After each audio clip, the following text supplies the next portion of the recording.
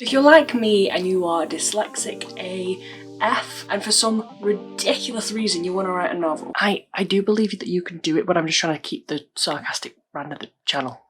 It is possible. I myself am writing a book. I may not be published yet, but there are many people who are, and there's just some of them rolling past your face. So it is achievable, it just takes a lot of hard work. This is what I have learned over the past 4 years of writing. I've broken it down into first draft, second draft, and final draft. Now I know, honey, I know there's more, but just for the ease of the video, I'm just gonna break it up into those ones, just to keep it simple. Okay, first draft. The first thing you're gonna do before you do anything else is change the colour of the paper that you're working on, or the screen that you're working on. I've linked below to sources that shows like research and stuff that why that it's best to change the colour for dyslexic users. So that's all there. That's the sciencey bit that I can't be bothered to remember, but it does work, trust me. So if I'm in Word, for example, I change it to like a cream colour. I do it in Scrivener, and I also do it in my Google Docs that I do work in. Everything that I write on is a cream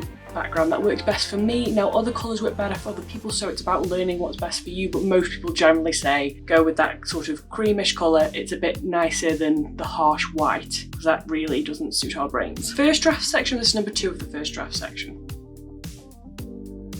Point 2, get a decent Bible setup. Now I do have a video of how I like to do my Bible, which is down here somewhere, so you can watch that video. I mean, watch this first and then go watch that. But I think it's been said that people with dyslexia have struggle organising things, so if you can get a decent Bible setup that works for you and that you can find information quickly, it's going to make your life 10 times easier. Trust me. Get a decent Bible setup, whatever that means to you. You can watch that video. Maybe that won't work for you, but it's there if you want to look at it. This is a controversial point, and I say it as someone who loves Scrivener. Do not use Scrivener for your first draft. Don't do it to yourself. Listen to me. Use Word or use Google Docs. If you don't want to spend money, use Google Docs anyway, but do not use Scrivener. And the reason I say do not use Scrivener when you're first drafting is because Word and Google Docs, when you're typing something and you miss out a letter or you're kind of there, it will autocorrect the word for you. Scrivener will not do that. Your work will look like the Red Wedding, and I don't mean an amazing masterpiece of modern literature where characters come together and it's this emotional climax. I mean it's covered in blood, and when I say blood, I mean red, and when I say red, I mean that red squiggly line of judgment of you spelt this wrong. So do not do it to yourself. Just go over to Word, go over to Google Docs, and then what I like to do after is transfer everything into Scrivener so I can organise it better, but just at first use those two. Or something similar will autocorrect some words for you that are only kinda spelt wrong, not fully spelt wrong. Form the habit. Now this is like the most important piece of advice I will give you, is form the goddamn habit. Now, when I first started writing, I committed to 100 words a day. People are like, 100 words a day, that's nothing. Listen to me. 100 words a day was achieved. I knew I could do it. That's what you need to do. You need to do something that is achievable at first, especially with dyslexic people and writing, because our brains are not designed to do it. Reading and writing is not for us, but if we want to do it, we have to start small. So start with something super manageable, like 100 words a day. That's it. As time goes on, you will notice you can do more.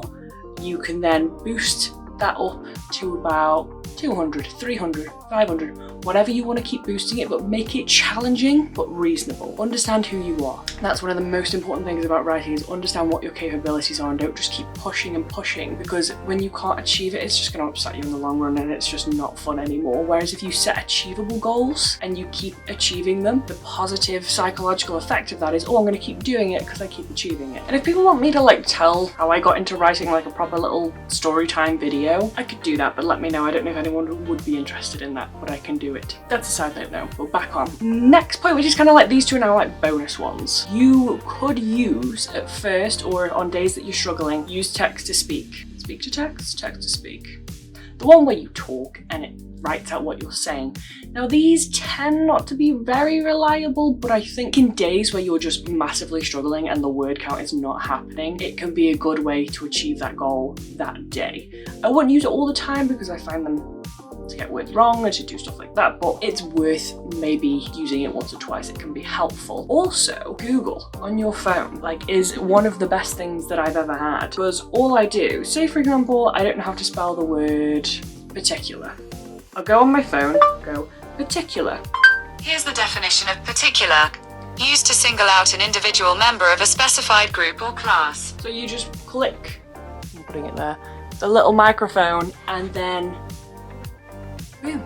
You can just say any word. So if there's like certain words you just can't, because people are like, oh, just click on right click and it'll tell you how to spell it.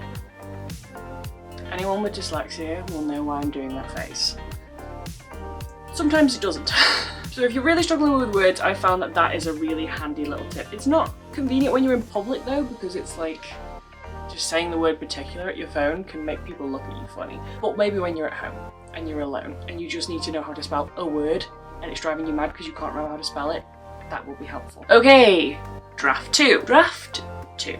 Draft 2, not second draft. Would second draft be a better way to say it? Maybe. Second draft. If you have Scrivener, use it now. If you don't want to buy Scrivener, again, I don't blame you, but just break everything down then into separate documents, Word documents, Google Docs, whatever you're using.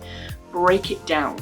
Don't just have a massive 3,000 word chapter staring you in the face. It will not help you.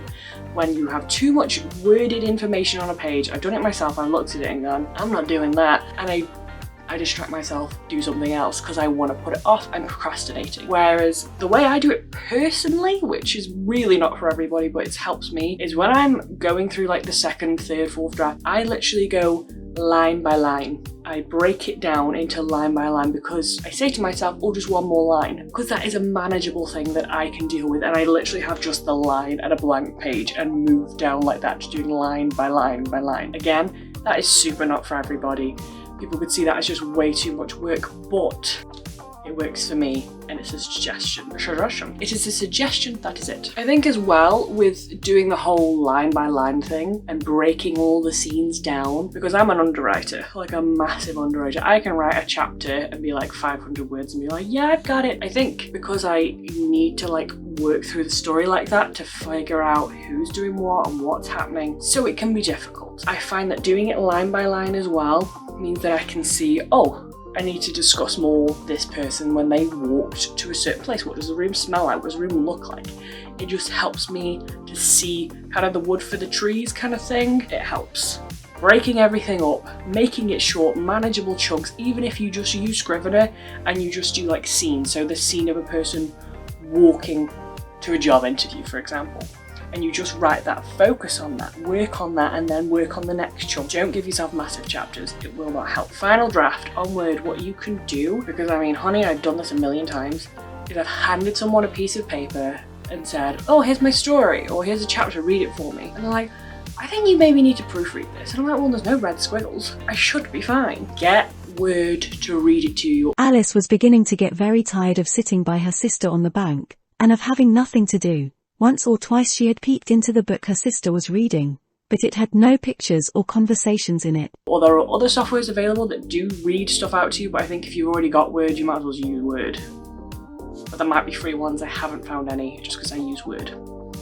So, use Word to read it out to you, because the amount of times I've wrote like guild instead of guide, or just other words where I can like, yeah, that's how it's spelt, or I've clicked the wrong word as the autocorrect. It's too much. So if you proofread it, you can kind of hear as well about like where grammar needs to go better, because if that robot person's just talking, you're like, oh, I need some more punctuation in here. Option number 2, once you've had it proofread by a computer, is get a person to proofread it. If you've got someone you love and trust and who will give you nice feedback and also honest feedback, because honesty is the best policy, that is going to be better for you in the long run, is to find somebody who can proofread it for you. That sort of is very helpful, because they will be able to see more the grammar errors and other things you're missing that a computer will not pick up on when it's just talking to you. Because if you're like me as well, where it's reading it to you, and if you get distracted, it ain't good. But you can just try it, see if you can get someone to read it for you. Also, a program that I use a lot and which I like, I know a lot of people don't like it, but again, it's more costly, that's why I put it at the end, is Grammarly. I personally use it a lot and it's worth the money for me, but I 1,000,000% get that some people will not be able to afford it and will not be able to do it. So try proofreading a word, see if you can get other people to help you. There's only like a short little video. I can go into more stuff that I do, but I didn't want to overwhelm people with lots of information. So if you have enjoyed this video, or if you have things that you do as well that you want to share down below, please comment, please help other people out. Try out some of my suggestions, hopefully they'll work for you, or tell me the things that you do that work for you really well. I love hearing about it. Thank you for watching and bye!